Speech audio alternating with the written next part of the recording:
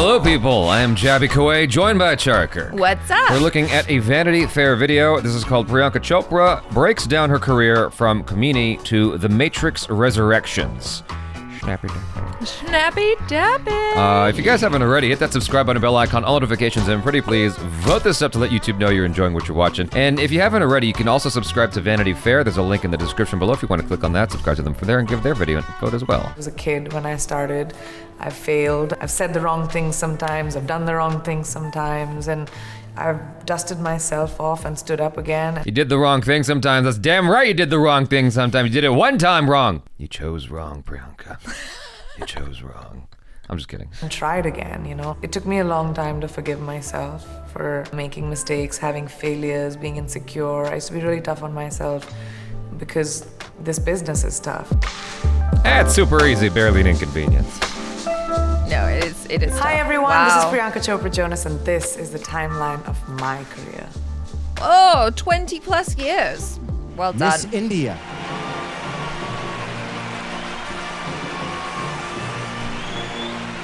I was taking these headshots for a scholarship program for a school in Australia, and the photographer said, you know, you're really pretty, can I take some more pictures? And my teenage vanity was like, yeah, of course. Sure.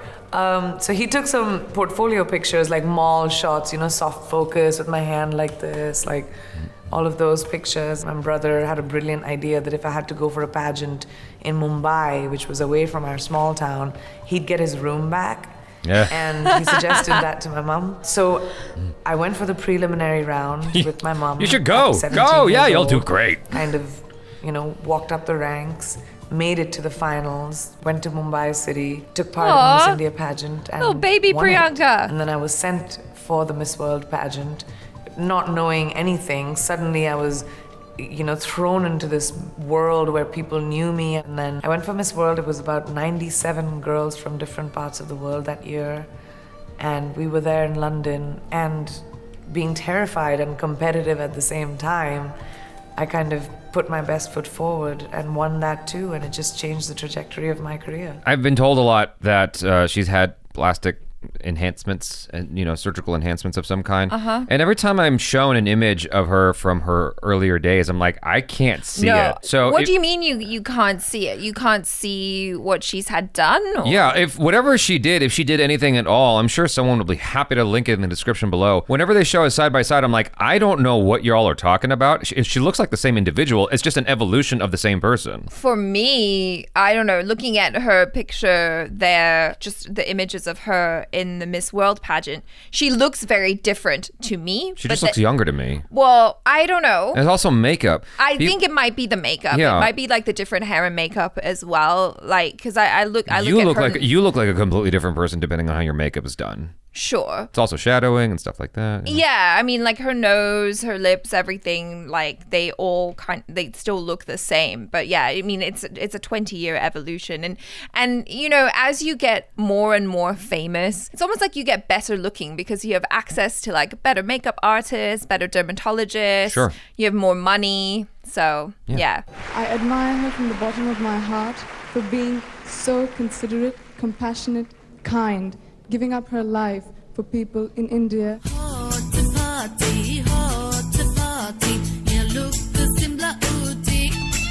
I first came across acting when I Different was eyebrows. in the States in high school here. I remember Fiddler on the Roof being one of the productions in my high school. I remember being mesmerized. I was like, how does one do that? I just did not know that that kind of grandiosity could be achieved in a moment. Whenever there's somebody who's won a beauty pageant, especially a prestigious pageant like Miss World, Miss Universe, Miss India, it just has been sort of a natural tendency for Bollywood or the Hindi film industry to gravitate towards them. You have producers knocking on your door because you're the it thing, and that's what happened with me. My parents, who were both physicians, had no idea what to do with this attention. So we had a Chopra family conversation like we always did. And my dad asked me, what do you want to do? Do you want to try it? And I said, what if I don't? And he said, that's the thing. I don't want you to have a what if in your life. What if 5 years later You know, you do what you're doing, you go back to college, and you always have this regret at the back of your head of like, what if I did? What if I had tried it? So he said, give it a shot for a year and a half. If you're terrible, you'll still be 19. You can go back to school. Wise dad. He sounds like a very progressive father. Yeah, And it was actually really cool on his part because he completely changed the trajectory of her life in a profound way that has yielded amazing results. We all need more parents like that in the world who are more open-minded to a certain degree of flexibility in the path that their child might take instead of being very rigid going, no, you have to do this, because you might put them on a path that is not something that, you know, first off, they don't enjoy, that they don't appreciate. Yeah. And, you know, maybe going off the beaten path a little bit would actually be something more valuable, enriching for them and, you know, and for the world, you know, for the world. So the first few movies that I did was a Tamil movie called Tamilian. And 2 Hindi movies, Andaz and The Hero. Both of them were touted to be really big movies, and I remember walking on the set not knowing anything and thinking that acting was about the clothes that you wear and the makeup and hair that you get done. And then I walked onto a set and I had to think about how to take these words that were on paper and make them a person. And that was terrifying.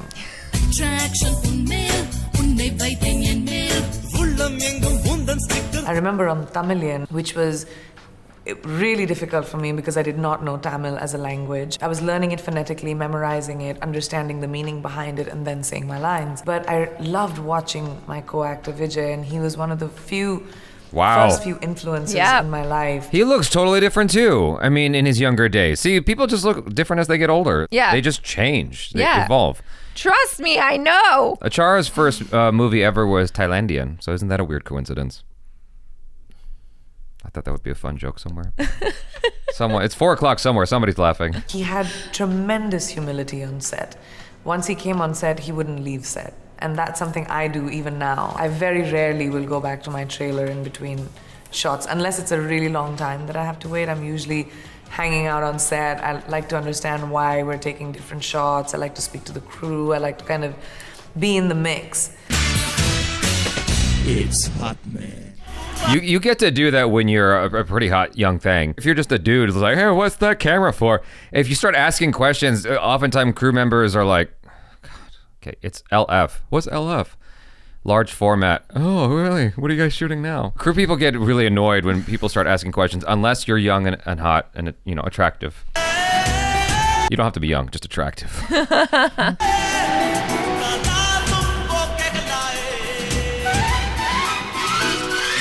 We can think about culture, whether it's in America or in India, you know, it has changed. I can't even imagine the clothes I used to wear that time. But at that time,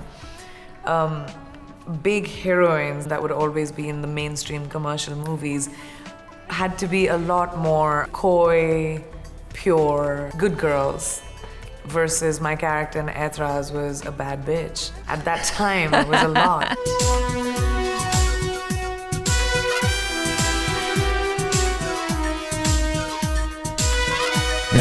That face of realization. This movie was made by a director duo called Abbas Mastan, who were very well known, very well respected. They were making a remake of Disclosure. Oh, what? Demi Moore's Disclosure. And because my character I did not put that together at all. Predator, and I was 21 or 22, people were like, oh, if you play like such a sexually charged character, I don't know if your audience will be able to see you with that kind of purity and that dream girl who's a good girl, the girl you want to take to your parents, basically, versus the one you want to take to your bed. I did not put that together, that was a remake of Disclosure, not even a little bit, because those two do not resemble each other in the slightest. And fun fact, I think Disclosure was one of the earliest instances I can recall of seeing virtual reality used in a movie. You wouldn't think that looking at the cover of the film. Yeah. But there's a scene where Michael Douglas has VR goggles on and is looking to get through, he's trying to get some files, basically, before he gets found out. It's definitely a film of its time. It's in the same era as Basic Instinct, which was also with Michael Douglas and Sharon Stone. And that imagery at that time was something people thought was important. I was shocked with the kind of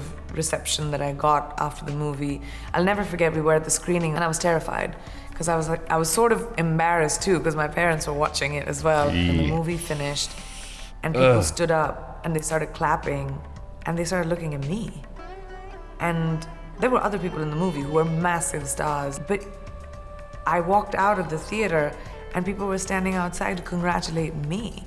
And it was such a crazy moment in my Humble head. Because brag. I built it up in my head that, you know, I was going to be canceled after this movie and no one's ever going to work with me again. But it changed my career. And that movie really opened up my eyes to wanting to, you know, delve into things that made me nervous, made me scared. I love that she took a risk like that, because I remember, like, when I was growing up and working in the Thai film industry, it was kind of the same. It was like, oh no, you don't want to play those bad girls, like the overly sexually charged characters. It's going to follow you around for the rest of your career and blah, blah, blah. And then Achara's life changed when she made the Thai adaptation of Disclosure, Thai Disclosure.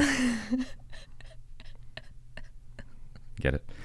Yeah. No, but I love that she took the risk and that it actually worked out for her, you know, like, well done. I kind of figured out that I worked well under pressure and it changed my choices after that.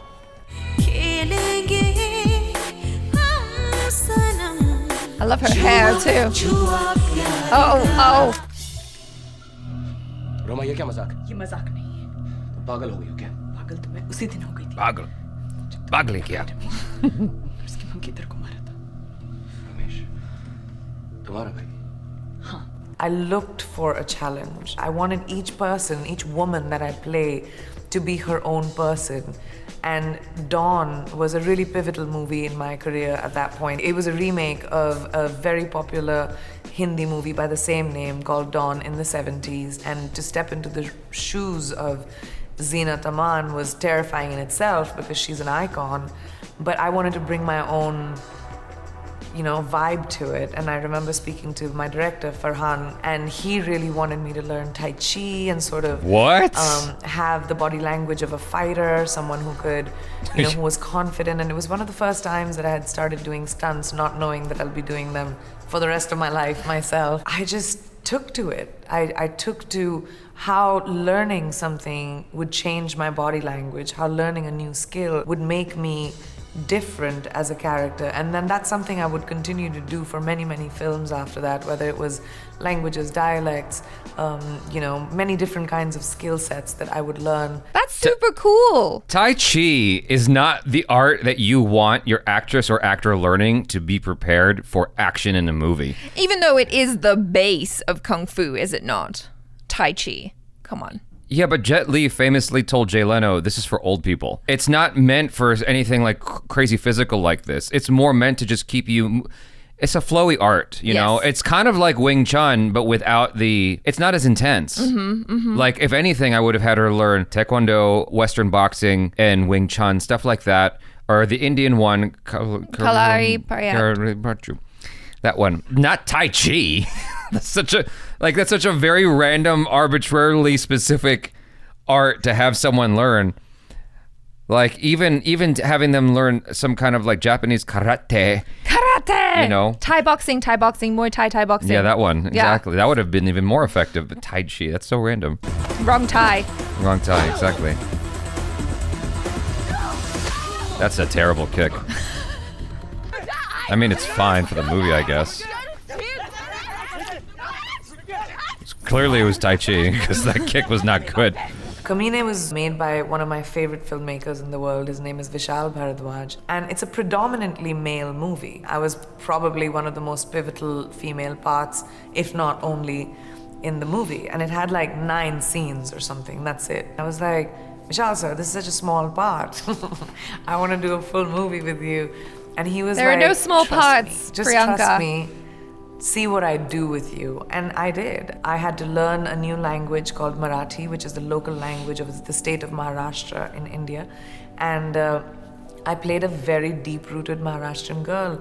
So I had to learn the language and specifically the dialect from the place that she came from, but also have to strip myself from the glamour that I had sort of collected by doing movies like Dawn or Aitraz. And over time, I was playing all of these really interesting characters, but very polished characters, versus Sweetie was unraveled, loud, brash, wow. held a machine gun if she wanted to, used vile language, and was feisty.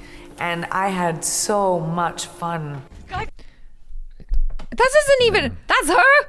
I'll tell y'all something. What? She still look good. So you can dress her down all you want. She still look good. The question I started pondering as she started talking about how I had to strip myself of everything I'd done before and all the glamour and polish and blah, blah, blah. I'm like, does this woman ever have a bad hair day? Does she ever have a bad look day? You know what I mean? No, but the thing is, right, and this is definitely something that I can relate to as well, because, you know, a lot of the stuff she was talking about at the beginning of her career, I experienced that working on film and TV sets in Thailand, where it's more about how do you look? How do you look on screen? Is your makeup nice? Is your hair nice? Did they dress you nicely? Tie disclosure. Yeah, tie disclosure. When you finally get to it, you get to play more interesting characters and do more interesting things when you're not afraid of looking ugly. It's one of those things where when it's so ingrained in you, especially coming from that beauty pageant background, it can be hard to kind of strip that away and be like, I don't care. Is that an ugly cry? Did snot fall down my nose? I don't give a shit. Let's go. What's that Thai fruit called that no one likes? Gary Busey? What's it Durian? called? Durian. Gary Busey. You could have her soaked in durian, sitting in a dumpster. I'd still say what's up to her. She looks really good dressed down still. For durian being a stinky fruit that they do not allow on airplanes in Asia, it's also one of the most expensive. A lot of people really like it. So I think if you found a dumpster full of durian and a Priyanka Chopra inside it, a lot of people would be like, I'd still say hello to that. You know what the process is called when they sneak durian onto an airplane? What? Tie disclosure. Stupid.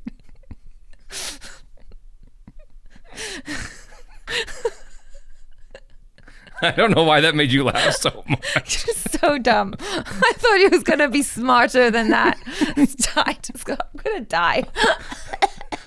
I don't know. You're wearing your headphones backwards, by the way. They are? Well, it's fine. yeah. It's fine. It's fine. They it's are fine. backwards. No wonder everything was on that side and it's supposed to be on this side.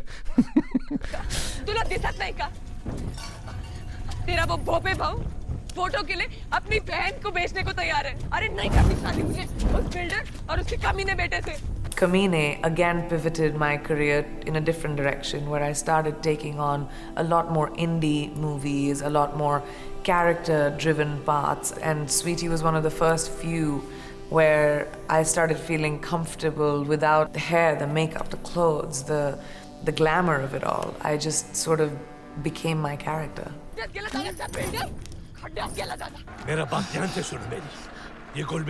Yeah, of course, Mary Kom. When I Like I'm played saying, Mary she Kom, always looks I was good. very Yeah. skeptical taking it on in the beginning because she was a living, breathing icon, and she made place for so many female athletes. And plus, I looked nothing like her. She comes At least she from called the it out. northeast of India, and I am, from northern India, and we physically didn't look alike. In hindsight, yes, it should have probably, the part should have probably gone to someone from the northeast. But I was just greedy as an actor to be able to get my hands to tell her story because she inspired me as a woman so much, as an Indian woman so much, as an athlete. At least she's upfront about And that. when the Snapper filmmakers dapper. were insistent I do it, I was just like, you know what, I'm gonna do it. I went and met Mary. I spent time in her home. I met her children. I met her husband. I had to spend almost 5 months training to learn the sport, which is not easy. I would have loved to have been a fly on the wall when they first met. She meets Mary Kom, and Mary Kom's like, who is this? And it's like, this is the lady who's gonna be playing you. I'm sure Mary Kom didn't go, who is this? I'm Yeah. sure Mary Kom was like, oh, Priyanka. Char, you'd be surprised what people don't know. I had just had a guest on the other day who hasn't been keeping up with Marvel movies at all. I believe that. And so I just would have loved to have seen the moment where Priyanka's like, we look so goddamn alike, right? I would have loved to have been there for that moment. Mary Kom's like, whatever. Pow, pow, pow, pow. I'm gonna go back to teaching now. To be fair, if Priyanka Chopra was like, I'm going to play you ACHARA, KIRK, I'd be like, okay. Well, here's the thing. guess. I mean, this is not limited to India. In the States, they do this all the frickin' time. If you look at the real-life counterpart to Ben Affleck's character in Argo, they look nothing alike. Yeah, and isn't he Hispanic? Yes, but they look nothing alike. Right. Like Ben Affleck looks like, you know, Hollywood. And the real guy just looks like a dude. You know, like you'd see him at a supermarket or something. Everyone, when you get made in a movie, you got to be Leonardo DiCaprio, or like for you, I think it would be Keanu Reeves or something. For me, it'd be me.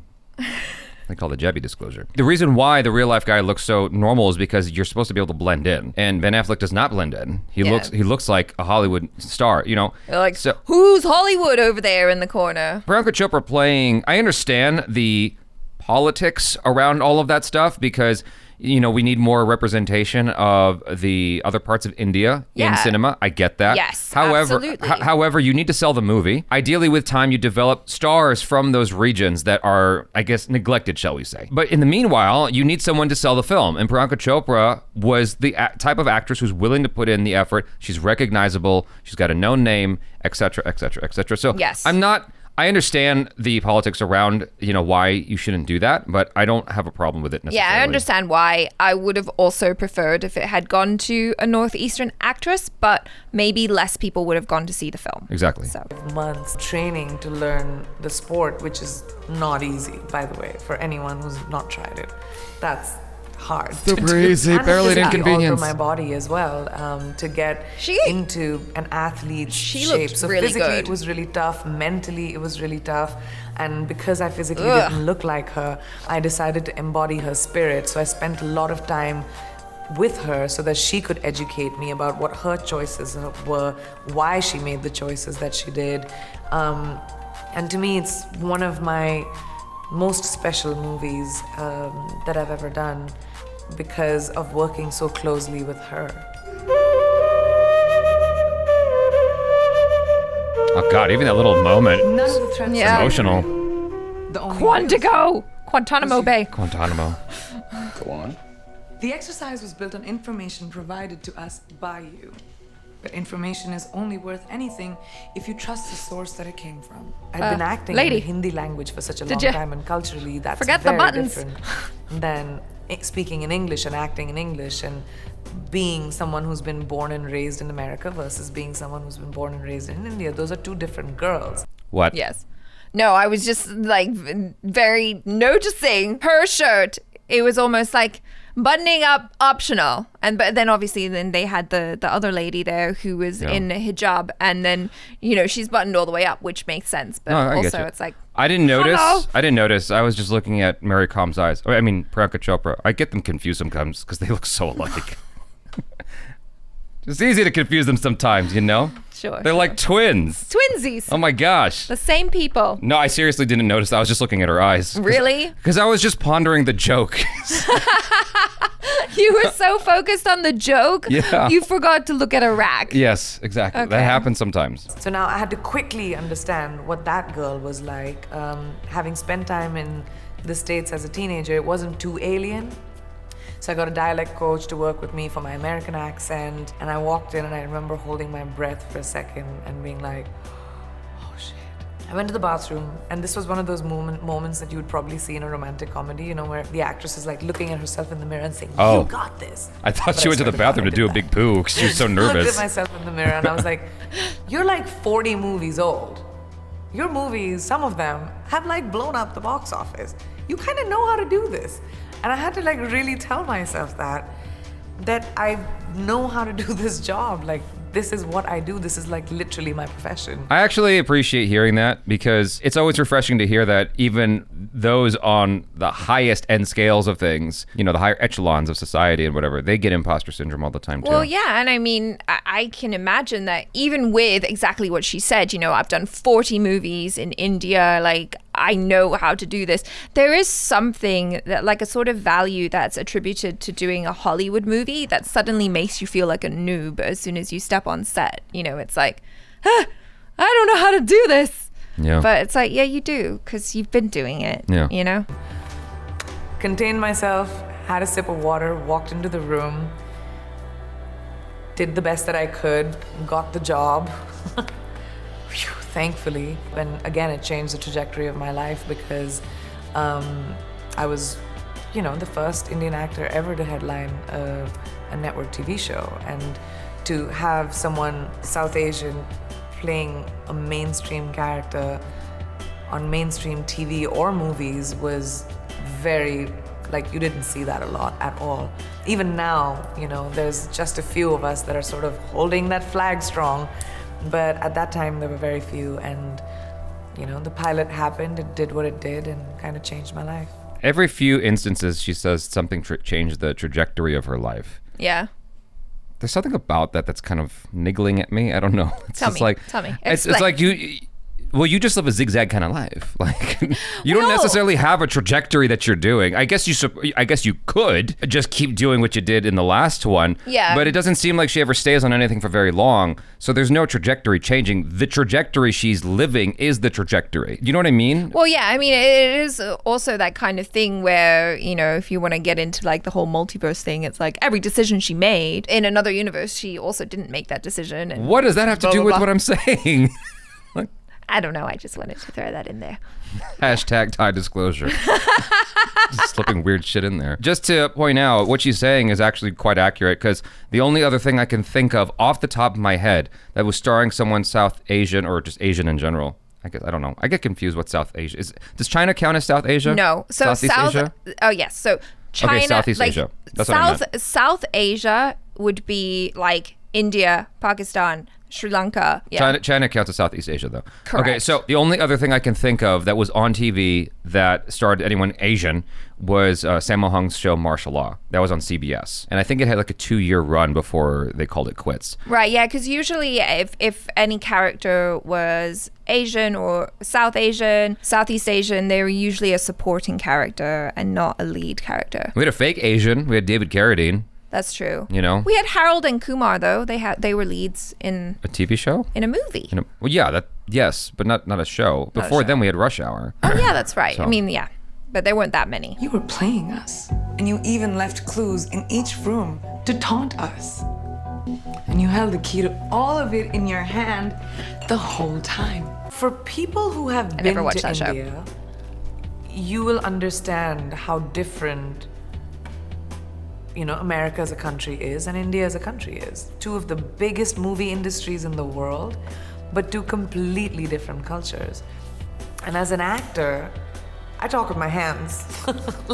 I'm loud, I'm expressive, I'm big. And that's what our movies are, you know? Indian movies are big, loud, expressive. When I first started working on Quantico, I used to hear from my directors, you know, Priyanka, let's just take it down a little bit.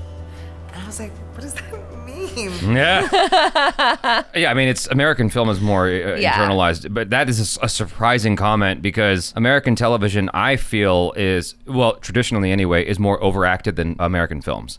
I mean, It depends on the show, yes, on the type of show. But Like, even Quantico, you know, like looking at that one scene, I'm like, I guess. It still doesn't feel as nuanced as something like you'd see in American cinema, you know, more often. But one thing I want to say real quick, and this is a complete aside. I think I watched the first episode of Quantico, and within the first 20 minutes of the show, they were showing a scene with her having sex with some dude that she barely knew. Mm-hmm. And I think it got me frustrated, because this is something typical you see of Asian women in American cinema, where they have to be overly sexualized for some odd reason. it's like the exotification or the I don't know what the word is. Just like exoticizing the female in the movie or the show, the female who is of another ethnic descent. Yeah, because you would never, ever, ever, ever, ever see that with a male counterpart. If it was like an Asian dude or whatever, Indian, Chinese, Japanese, Korean, whatever the case might be, you would not ever see that same equivalent scene with a male Asian character and a white lady. Ever. I can't think of a single instance off the top of my head. Like, even if I sat here and thought about it for a while, I can't think of any scene that was ever like that. But whereas we get that all the time with Asian females, whether they're Indian or whatever. Yeah. No, yeah, you have a point. Take down my decibel? Am I loud? Like, you know, maybe just a little smaller. I heard that a lot when I first started acting in America. I kind of had to pivot a little bit into understanding, as someone who would have grown up in a different culture, how they would react to a situation versus how someone who had grown up in It has something to do with that. It has to do with just American film. So it Yeah. took me a lot of observing, understanding, working with acting coaches, and listening to filmmakers, watching my co-actors with the choices that they made, exactly how I had done 10 years ago when I first joined Bollywood movies. Can you imagine if there was some guy like scratching his beard in a scene and she's doing the same thing? Like trying to do, like, what do you do? I'm scratching my beard too. I'm an American. Yeah.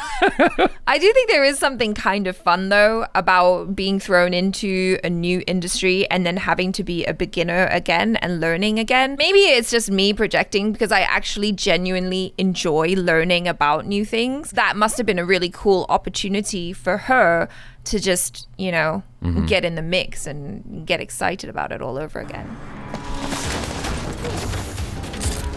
Damn it! I got it. Damn it! What is it that you want to do? I want to serve you and Ashok. No. Okay, stop. No, stop saying that. That's why this caste system thing is total bullshit. When I first read The White Tiger, the novel, I was like, this movie can't happen without me. I love this movie too much. So I called my agents and I offered my services and I said I would love to EP the movie. I would love to push it. I'd love to help market it, you know, support it as much as I can so it gets as many eyeballs as it can. So I met Ramin Barani. I chased him. When I want something, I really do go after it. I auditioned for him like 2 or 3 times for Pinky. Once we did a reading, just him and me too.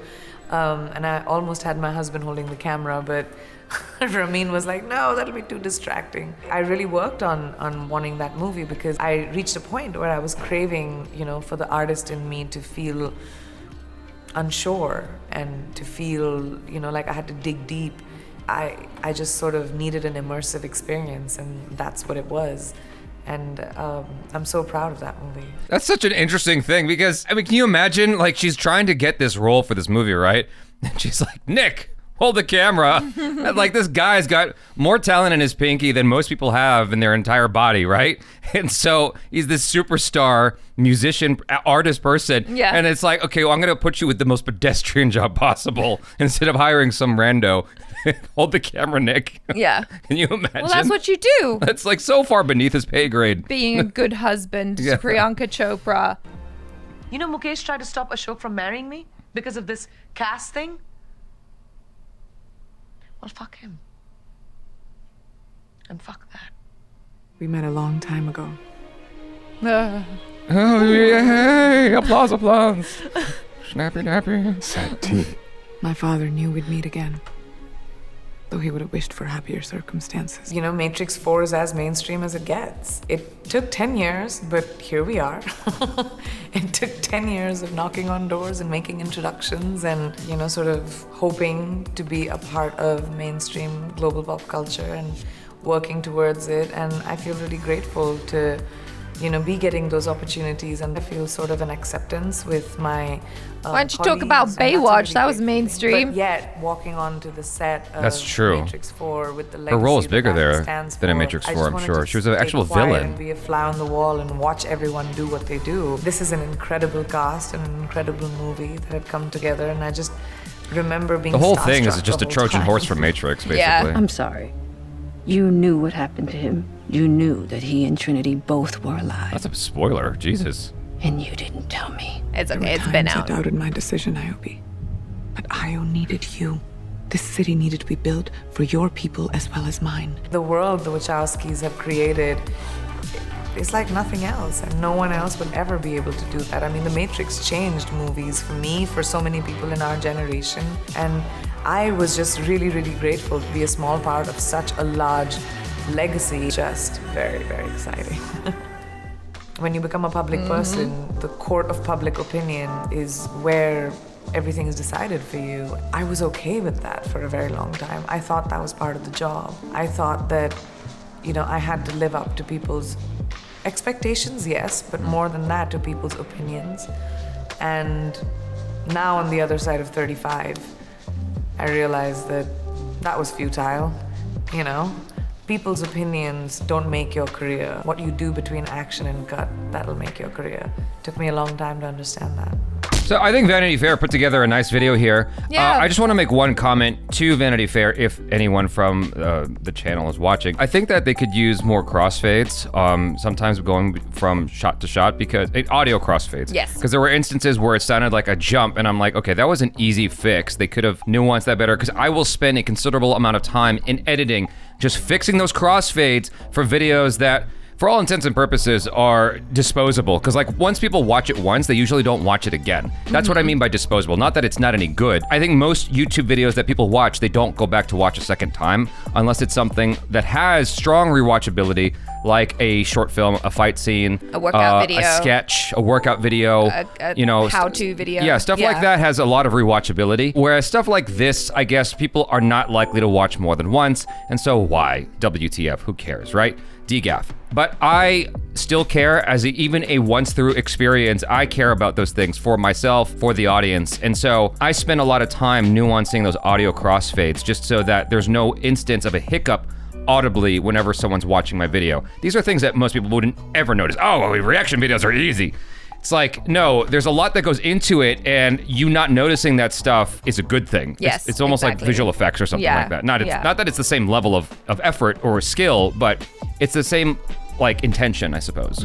I really enjoyed this video. Like, it just kind of showcases how, I don't know, like, you know, she's so well spoken, she's really composed, but still like really fun. I feel really bad for her. Why do you feel bad well, for her? based on what if she is being absolutely authentic in that last like minute regarding the Matrix and like what it meant to her to be in that movie, I feel bad for her because I'm like, you deserve a way better vehicle than the Matrix. I mean, I think that on paper, at first glance, you're like, oh my God, yeah, of course I'll be part of the Matrix. Like, you're thinking that's a huge thing. I got to be part of that, right? Oh yeah, I mean, if I was offered the Matrix, I would accept it. Even without reading the script. Yeah, I'd be like, yes, absolutely. What can I do? Right. I feel bad for her because I think that she is extremely capable, extremely beautiful, and we're in an age in Hollywood now where we're seeing older actresses, and she's not even old, but older actresses get more parts. Like, that's actually becoming more and more of a thing, which I think is great. Yes. That's the one element of the, I don't know, the liberal agenda that I appreciate is that, you know, older women are getting opportunities that maybe they wouldn't have had before. Right, because women don't just like go off to green pastures to die once they reach 40. Like, we're still knocking about. Right, exactly. And so with her, I think that she still has time to do more cool stuff in the States, and I hope she does, because if like Hollywood really is a thing to her that she, you know, wants to conquer, I think she can, and I think she can do much better than Matrix Resurrections. That was not a good movie. I'm surprised, like you said, she didn't highlight Baywatch, which I would imagine she had a much stronger role in, but maybe she didn't like the association with the film. Maybe she saw it and she's like, yeah, I didn't. At the end of the day, sometimes you don't like the thing that you participated in. You did it because you had to, right? Well, yeah, and I don't know if it was just Vanity Fair choosing the specific projects, you know what I mean? Sure, that's possible too. So anything's possible. All I'm getting at is she deserves better than Matrix Resurrections, and I hope she gets it, because she has put in the time, the effort, she's got the skill set, she's recognizable, like everybody knows. I feel like a lot of people who didn't before, like 10 years ago, a lot of people today in the States know who Priyanka Chopra is. Yeah. I'm sure of it. Yeah. And so she has recognition. She's recognizable is what I mean to say. She could totally do like a Hollywood picture. I really respect her and just her go-get-it attitude that she has. You know, like seeing White Tiger, reading the book and going, no, I want to be a part of this. Yeah. Executive producing it, making sure she gets in it, making sure that, you know, because having her face and her name in it is definitely going to get it seen by both Indian audiences and international audiences, because, you know, even though Rajkumar Rao is super famous in India, people outside of India aren't really gonna know him, right? So she's definitely a big pull there. And like just the way she did everything, because I remember when she first came to the States, just kind of whoever was doing her PR was doing an excellent job, because she was getting invitations to go to like the Met Gala and all of these big things to kind of get her face out there. And so I'm like, yeah, this lady has a plan, you know what I mean? And she's not about to leave until she conquers Hollywood, and she's doing a pretty good job at it. But I agree, sadly, Matrix Resurrections wasn't that good, and she can do better. You guys, thanks so much for hanging out. Hopefully you enjoyed that. Subscribe if you haven't already. Hit that bell icon, all notifications. I'm Jaby KOAY. This is ACHARA KIRK. Peace out.